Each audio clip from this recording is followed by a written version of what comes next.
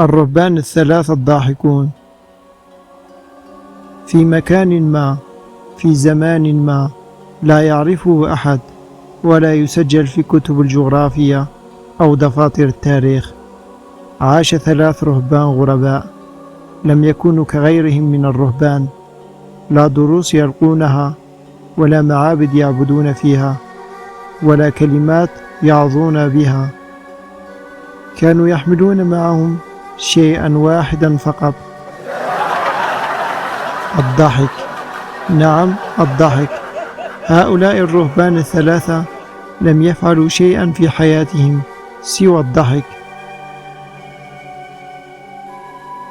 كانوا يتجولون من قرية إلى أخرى، يصلون إلى ساحة البلدة، يقفون دون أن يتحدثوا، ينظرون إلى الناس، ثم يبدأ أحدهم بالضحك، يلحقه الثاني ثم الثالث، وفي لحظات تنتقل العدوى. ضحك الأطفال، تبسم الشيوخ، حتى العجوز التي لم تبتسم منذ سنوات تهتز كتفاها من الضحك. ما الذي أضحكهم؟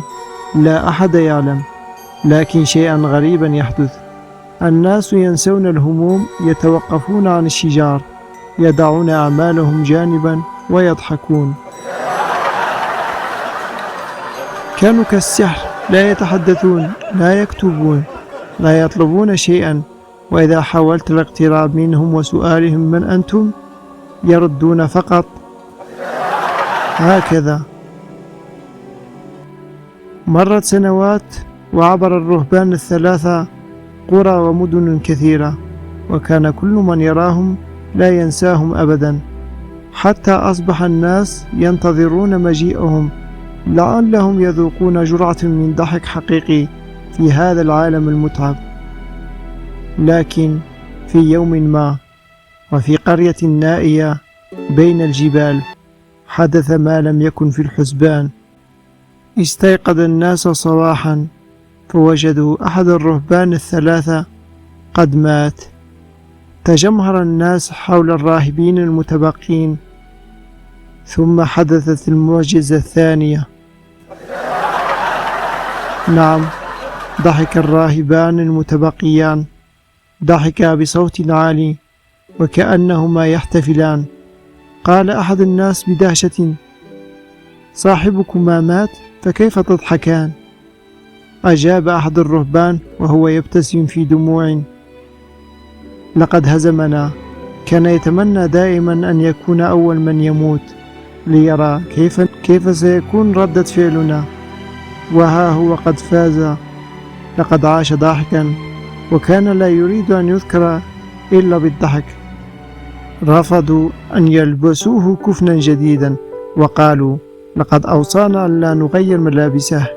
وعندما بدأوا بإحراق جثمانه، فاجأتهم ملابسه بانفجار جميل: بالونات ملونة، شرارات نارية صغيرة، ألوان طائرة في السماء. ضحك الناس، بكوا، ثم ضحكوا من جديد.